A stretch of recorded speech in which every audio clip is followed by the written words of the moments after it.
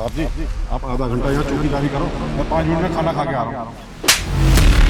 हिम्मत कि तू मुझे चौकीदारी के लिए बोल रहा है? तेरा मालिक हूँ मैं।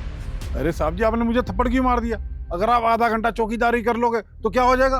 वैसे भी आप ऑफिस से तो आ ही गए हो, मुझे खाना खा के वापिस आ जाना, बस साहब इतनी तो बात थी। और आपने इतनी सी बात है मुझे चाटा मार दिया, ये आपकी अच्छी बात है? अबे मैं इतनी बड़ी कंपनी का मालिक हूँ, मैं तेरे को यहाँ पे चौकीदारी करने वाला लग रहा हूँ? चौकीदारी करूंगा मैं?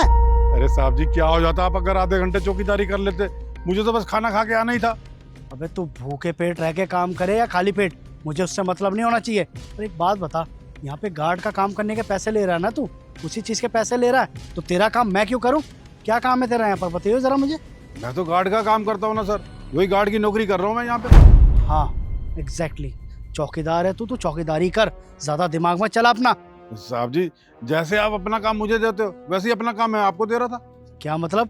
मैं कुछ समझा नहीं। मैं बताती हूँ, इन्हें ये सब करने के लिए मैंने ही कहा। राहुल यहाँ पे गार्ड का काम करते हैं, लेकिन तुम इनसे अपने पर्सनल काम करवाते हो। ये तुम्हारे नौकर नहीं है, यहाँ पे गार्ड का काम करते हैं। क्या समझा हुआ है तुमने इन्हें? ये क्या तुम इनसे अपने काम करवाते रहते हो? कभी कपड़े प्रेस करवा दो, कभी ये खाने के लिए ले आओ, कभी ये वो, ये सब क्या है? हद तो तब हो गई जब तुमने इनसे घर में झाड़ू पोछा लगवाया, यहाँ तक कि घर पे पेंट तक करवा रहे हो। ये कोई बात नहीं होती है राहुल, जिस आदमी का जो काम है ना वो वही करेगा। तुम्हें मैंने कितनी बार समझाने की कोशिश की कि ये गार्ड है, इन्हें इनका काम करने दो, फालतू के काम मत करवाओ, लेकिन तुमने कभी मेरी बात सुनी ही नहीं और इनसे अपने काम करवाते रहे। अरे तुम्हारे काम के लिए कहाँ कहाँ तक गए हैं ये, राजस्थान, चंडीगढ़, जीरकपुर, लेकिन तुमने इनके एफर्ट्स कभी देखे ही नहीं। और तुम्हारे सारे काम करने के बाद भी अगले दिन आकर यहाँ पे नौकरी करते थे। पता है क्यों? क्योंकि इन्हें डर था कि कहीं तुम इन्हें काम से ना निकाल दो, और तुम्हारी बात मानने के रीजन भी यही था। राहुल तुम्हें शर्म आनी चाहिए, तुम इनकी मजबूरी का फायदा उठा रहे हो। और क्या हो गया अगर इन्होंने बोल दिया कि तुम आधे घंटे के लिए इनका काम कर लो? ये भी तो तुम्हारा काम करते हैं ना, वो तो इनका काम भी नहीं होता। जब ये तुम्हारा काम कर सकते हैं तो तुम इनका काम क्यों नहीं कर रहे?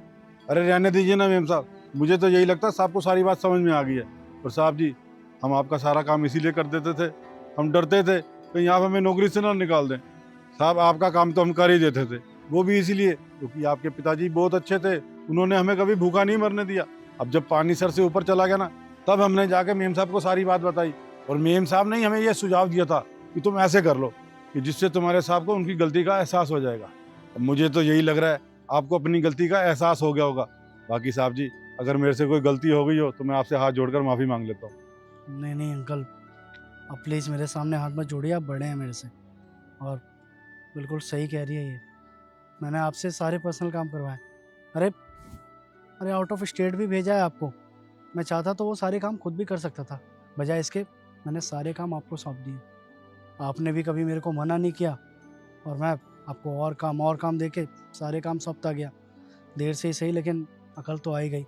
इतना तो समझ में आ ही गया कि आज के बाद अपने पर्सनल काम मैं किसी से भी नहीं करवाऊँगा, स्पेशली आपसे भी नहीं करवाऊँगा मैं। और जो भी आज से पहले गलती हुई है उसके लिए हाथ जोड़ के माफ़ी मांग रहा हूँ मैं आपसे, माफ़ कर दीजिए।